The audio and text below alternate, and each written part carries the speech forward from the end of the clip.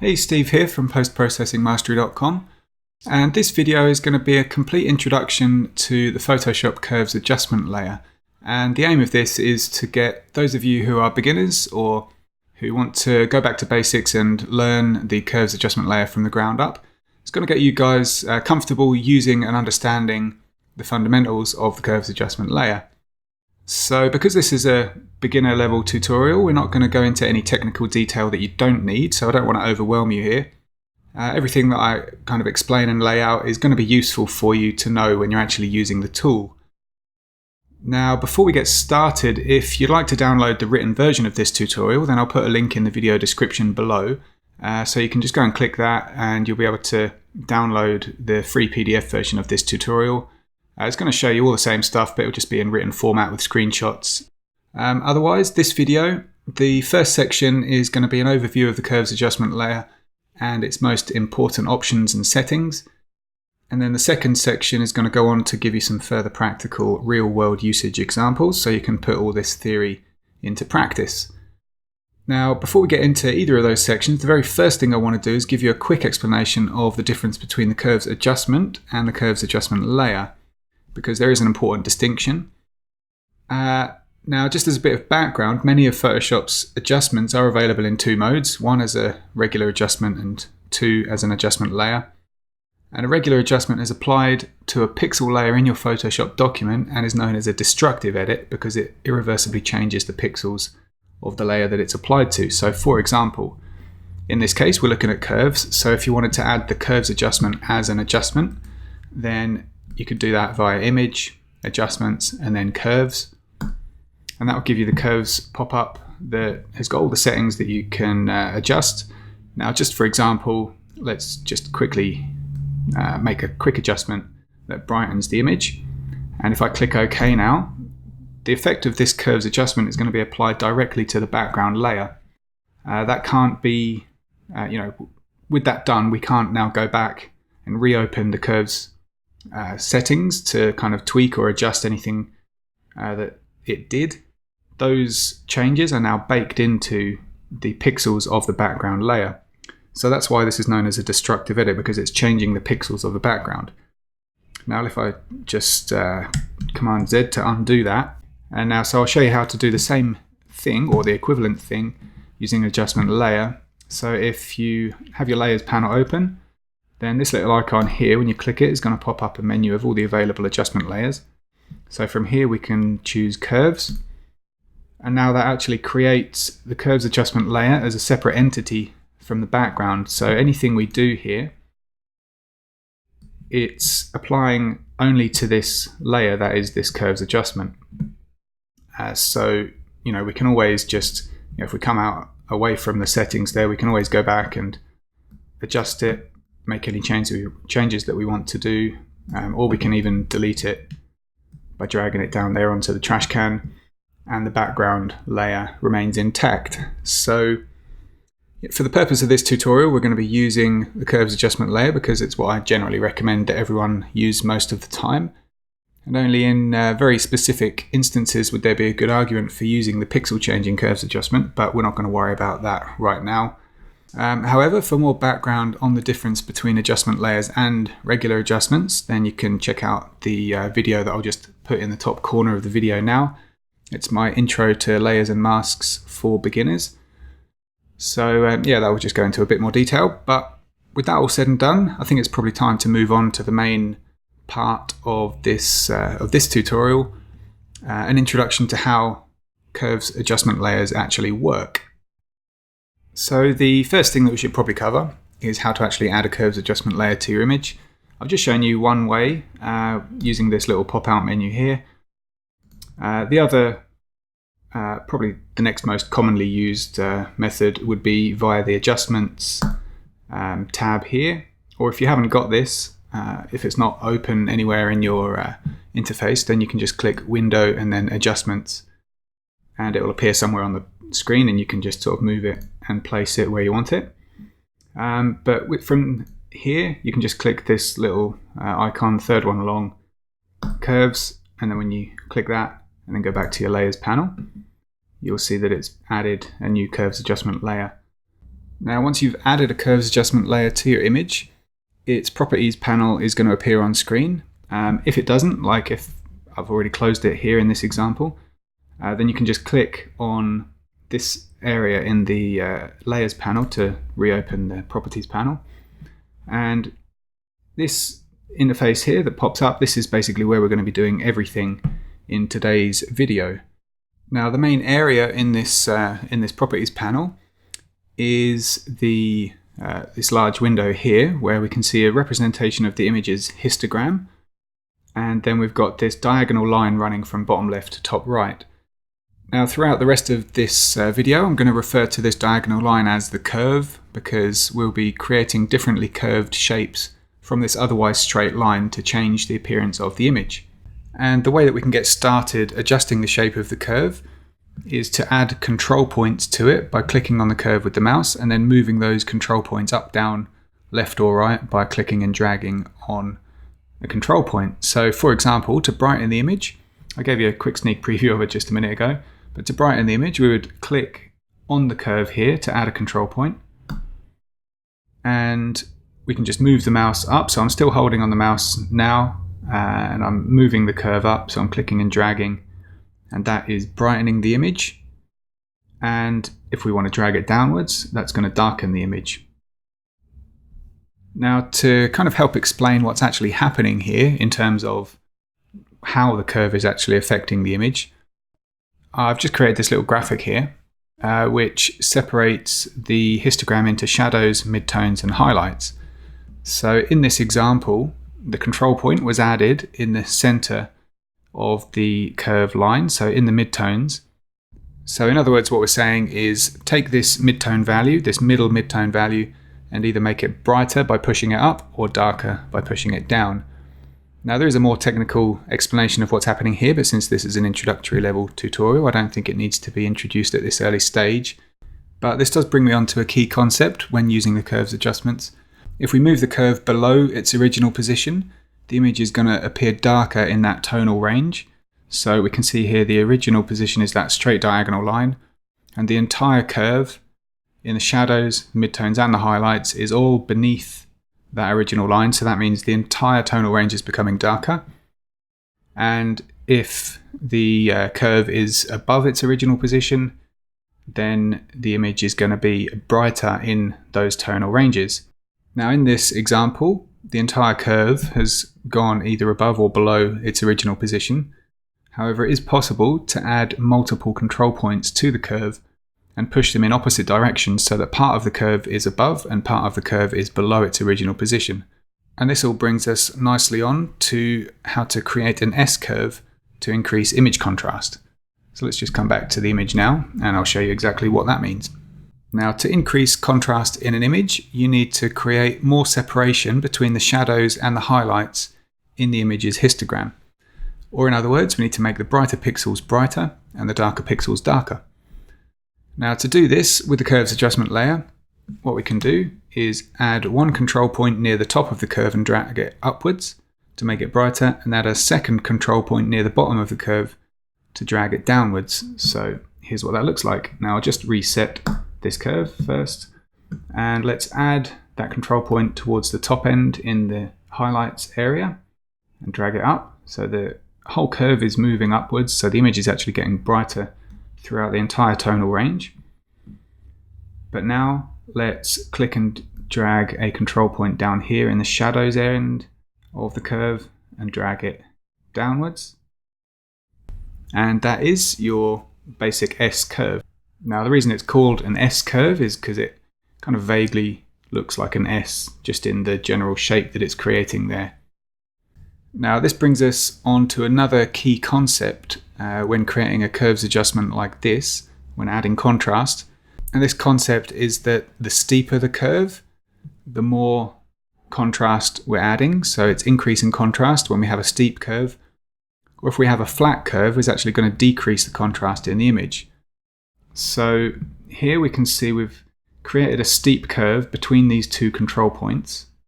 Now, if we did the opposite, let's raise this one up above the line and this one below.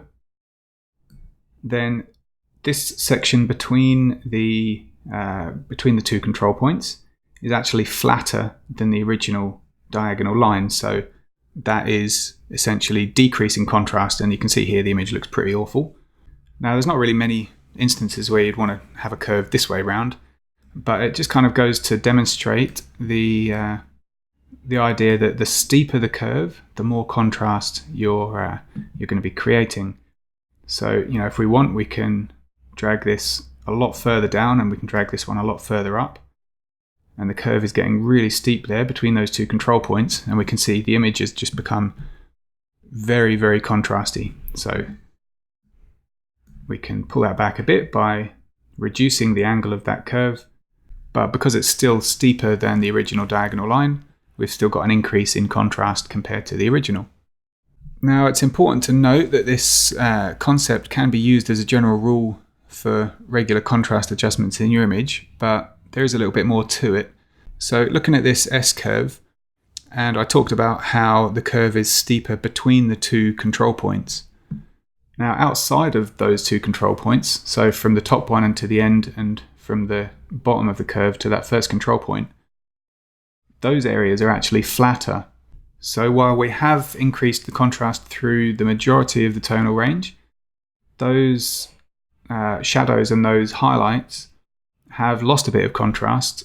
If that results in in it not looking too good in those shadows and highlights, then I'd recommend you basically use the layer mask to hide the effect of this curves adjustment layer in those shadows and highlight areas. That's a little bit beyond the scope of this video, but again, I'll put the link up in the top corner to a video that will help you get started with layers and masking if that's also new to you at the moment. But for now, let's move on to the next thing that I want to show you in this demonstration, and that is altering the black and white points of the curve. Now, sometimes an image can have a compressed histogram indicating that it's a very low contrast image. And what I mean by that is the data in the histogram is kind of bunched up around the middle and doesn't extend all the way to the edges. So let me just delete this curves adjustment layer, and I'm going to add a curves adjustment here. Now, this is just going to be for demonstration purposes. Don't worry about what I'm actually doing here, but I'm just going to open the histogram tab and make an adjustment that reduces the contrast in those shadows and highlights. So this is what I mean by the histogram being bunched up. So if you notice, when I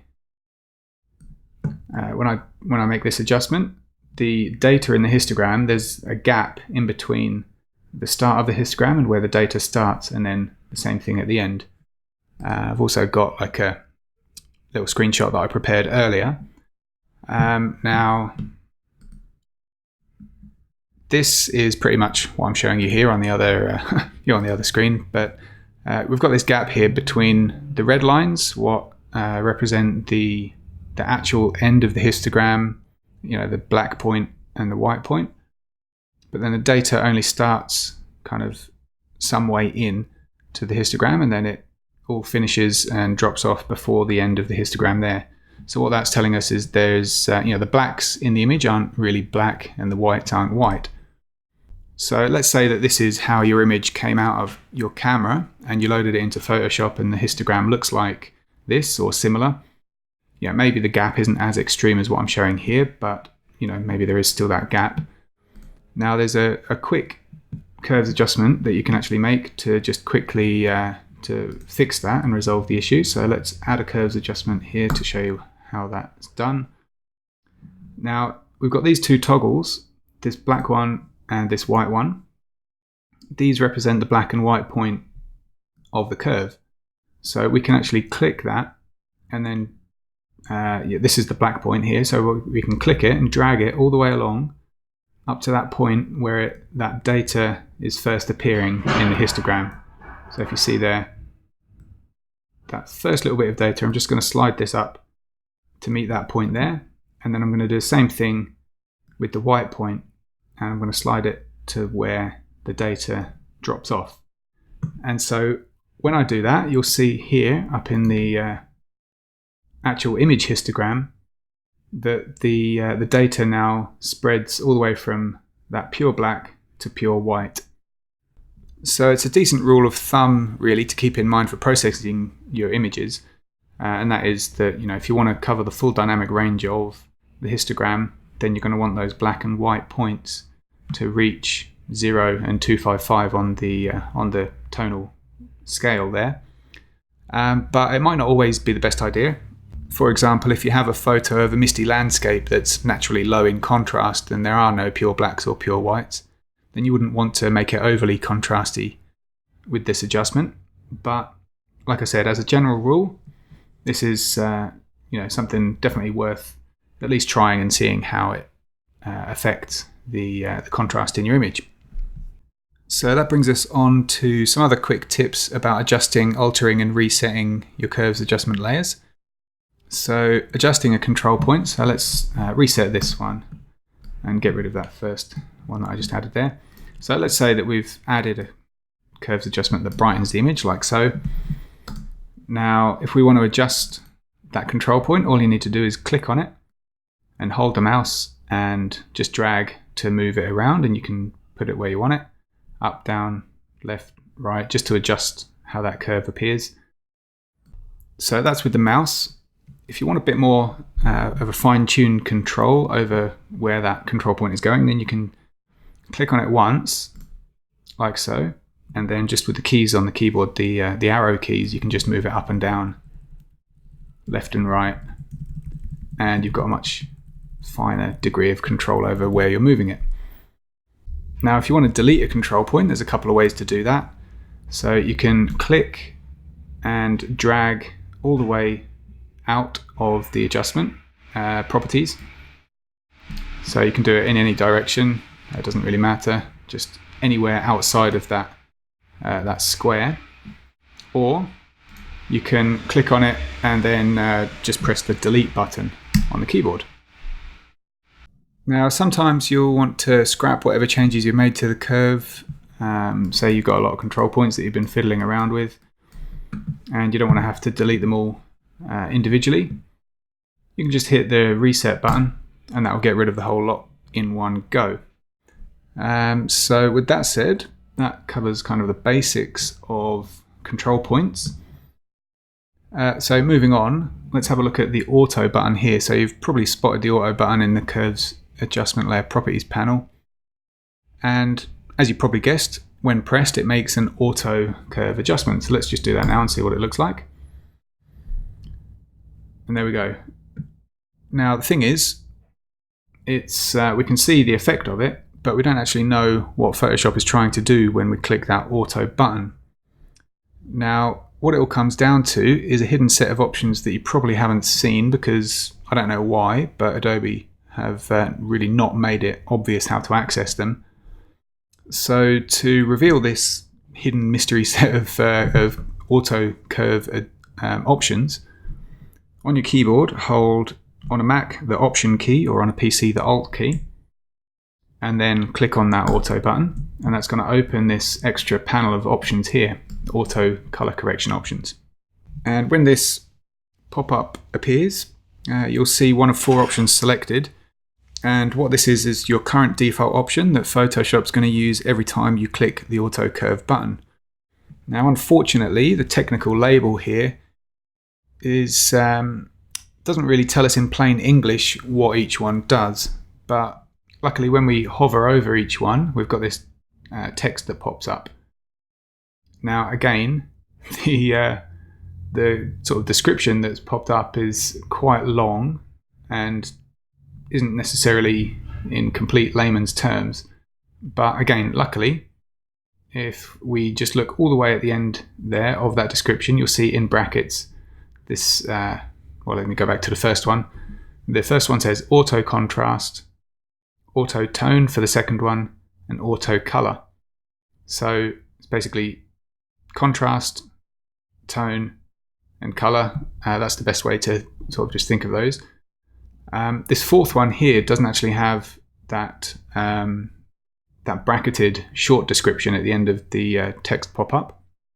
But what this is, it's kind of like the same as the enhancing the monochromatic contrast. So it's like the auto contrast, but it's doing it based on like a content aware algorithm rather than just looking at purely the values of the histogram. So again, that might be a bit too much technical information for the purpose of this video. What I would recommend that you do is simply click on each one and you'll see a preview of how each one affects the image, and then you can basically just click through these until you find one that you like, and then when you've found one that you want to use, just click OK. And if you want to save that as a default so that every time you click the auto button next time it uses the same one, then you can just check this box here and that will do that. Now again, you might have noticed with each of these first three, we've got these other options have become active. Now it's again, this is probably beyond the scope of this kind of 101 level tutorial, so really don't need to worry about those right now. Like I said, just feel free to just click and take a look at the preview of each one of these options and then just use which one you think looks best. Alright, so moving on to adjusting the curve in individual color channels. So the curves adjustment properties panel includes a drop down with options to select RGB, red, green or blue channels. Now what this does, it gives you the ability to make adjustments to the curve in individual color channels separately, which is useful for making color corrections or any creative adjustments involving color. So for example, if your image has a green color cast, you can select the green channel and then drag the curve downwards to remove green from the image. Or if you want, you can increase the warmth of the highlights in an image by selecting the red channel and then grabbing the curve up towards the top end and pushing up to increase the reds in the highlights. Now, for the purpose of giving you a practical understanding of adjusting individual channels for the time being, because there is a more technical explanation than this, but again, it's beyond the scope of this intro level tutorial, I don't want you to worry for now about the concept of contrast in the color channels. So for now, you can simply use them to either add or remove colors from your image by selecting the desired channel and then dragging control points upwards to increase that color. So upwards in the red is going to add red. Down in red is going to remove red from the image. So I'll give you some examples of this later on in the video.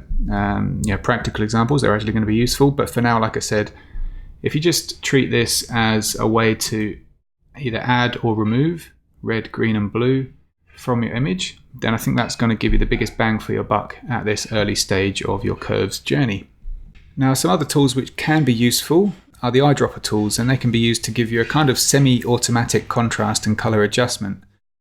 So that's these three little icons here, these little eyedroppers. So in order from top to bottom, we've got the one that's going to set the black point, the grey point, and the white point in an image. So let's say that you have an area in your image that should be absolute black, but it doesn't actually look black when you view it on screen. What you would do in that case is click on the black eyedropper tool, and then you would find that darkest black pixel that should be black, and you just simply click on it.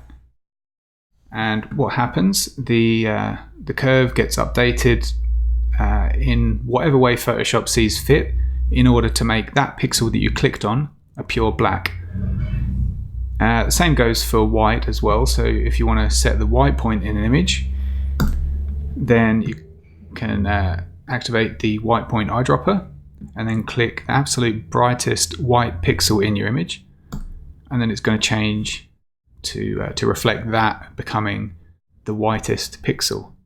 Now, the problem is, it can work out of the box like this, but there is a problem. So whichever pixel that you click on in your image with the eyedropper tool, the curve, like I said, is going to be adjusted to make those pixels absolute black or absolute white. And that's great because the tool is doing exactly what you're telling it to do. But the thing is, if you just happen to click on a pixel that looked like it should be pure black or pure white, but actually it shouldn't be that way, or if you clicked on the wrong part of an image and made something black that shouldn't be black, then you'll end up with a curves adjustment that's actually clipping pixels in your shadows or highlights, resulting in too much of a high contrast image, and you're going to be blowing out parts of your image. So for example here, I've clicked on this part of the sky over here to make that the pure white in the histogram. The thing is, that shouldn't actually be a pure white color. And similarly down here, when I set the black point, true, that should be a dark color, very, very dark, but it shouldn't be pure black. So again, while this can be a useful tool to use, use it sparingly, or at least give it a shot. And if it doesn't quite look right, then don't be afraid to scrap it.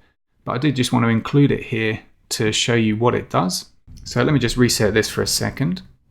Now the grey point eyedropper is a bit more forgiving, and it can actually be used to remove color casts from your image in virtually one click. But again, you really need to find that complete, absolute middle grey color in your image for this to work perfectly.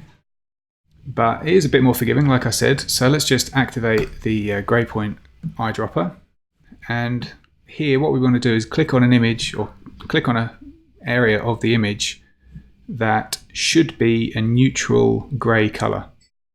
So this this hand railing here in the example on screen looks like a good candidate. So let's click here. Now we can see that a lot of blue has been removed from the image, and we can see that in the curves adjustment here. We can see the blue curve line is much lower than the rest, which means we've removed a lot of blue.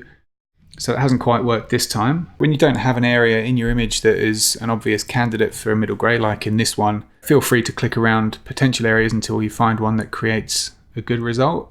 But in this case, if nothing looks right, then don't be afraid to just scrap it and resort to making any color changes that you want to make via the red, green and blue channels manually. Okay, so that's pretty much what I wanted to cover in terms of showing you the actual tools and options within the curves adjustment layer itself. Now in part 2 of this video, I'm going to show you a few useful ways of actually using them on your images. So you've already seen a couple of these, but I'll just run through them anyway, just for completeness. So the first example is to simply brighten an image.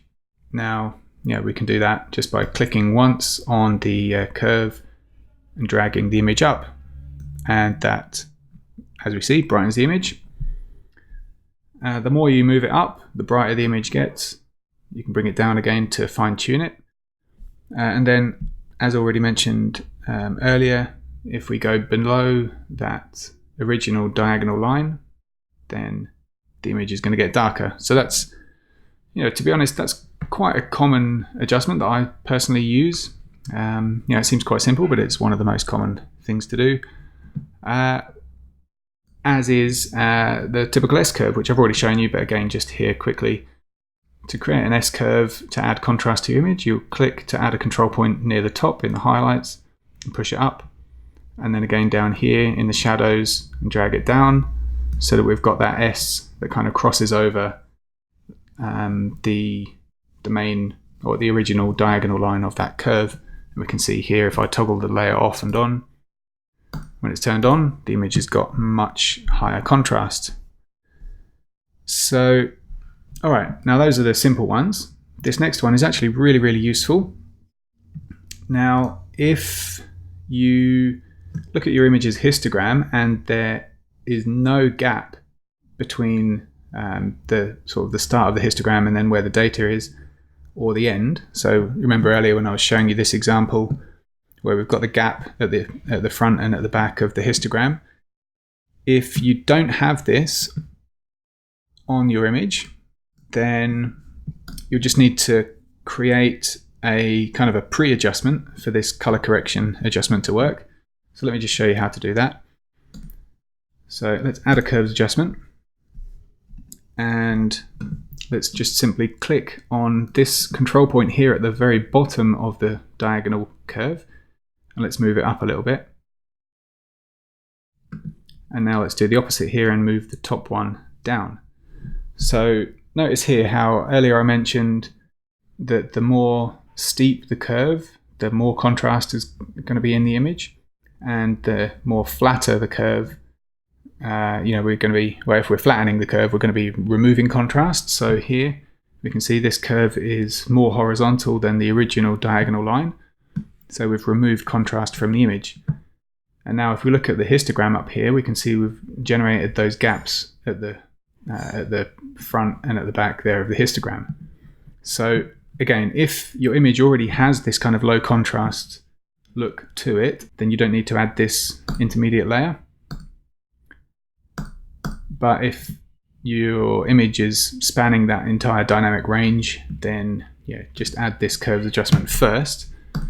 Now let's come on to the actual curves adjustment that's going to correct the colors in the image. So let's add that now.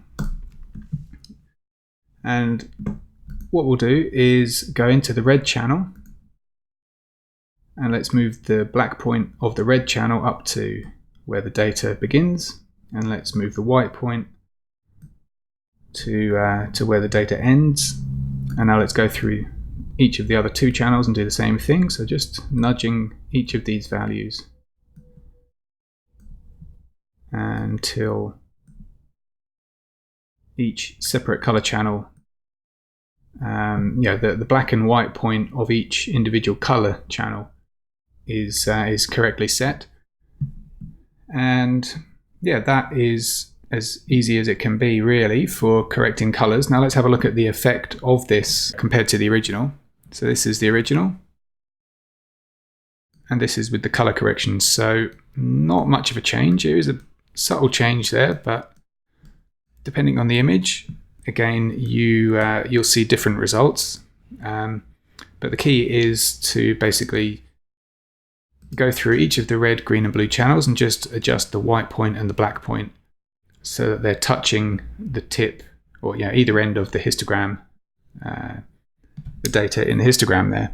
Okay, so let's just quickly remove these two adjustments and add another one so that I can show you the final example that I've got for you in this video today. And that is how to add the warmth to the highlights of your image. Now I did show you a quick version of this earlier, but there is an extra step that's going to make it even more effective basically. So this works really great for sunrise and sunset images. And how we do it is we simply go to the red channel. Now before I add that control point in the highlights area of this red curve and then move it up to increase the reds in the highlights, what I'm going to do is place a control point here in the middle, and I'm not going to move this. The purpose of having that there is so that when I click and drag this control point up here at the top end, this first control point is actually pinning the curve in place. So, whereas before I was adding this control point and moving it upwards and the whole curve was moving. Like I said, this one here, it kind of prevents that. So what's actually happened is it's moving the curve in the shadows a little bit below its original position. So let's add another control point and just move that up there so that that first half of the curve is maintaining its original position, and then the top half has just been it's just received a bit of that boost in the red channel there. So let's just show you the before and after of this. So here's before and here's after. So with the increase of reds in the highlights of the image, we can see there that mostly affects the brightest parts around the sky and the light there on the lighthouse. This is a little bit of a strong of an effect, so I'll just reduce that a little bit. You can be quite it's easy to overdo these kind of adjustments, so you can be quite subtle and still get a good result there. But that is how you can increase the warmth in the highlights in the sky in a typical sunrise or sunset image like this. So I think I'll wrap this video up here. It's probably turned out a bit longer than I anticipated. So if you're watching all the way till the end, then thanks for sticking with me. I hope you found this useful. And like I mentioned at the start of the video, if you want to download the PDF version, so the written version of this tutorial, so the whole thing I'm having written up and put into a downloadable PDF with screenshots and all the rest of it, then just click the link in the description below this video and you'll be able to go and download that PDF for free. So again, thanks for watching. I hope you enjoyed this video and I'll talk to you soon.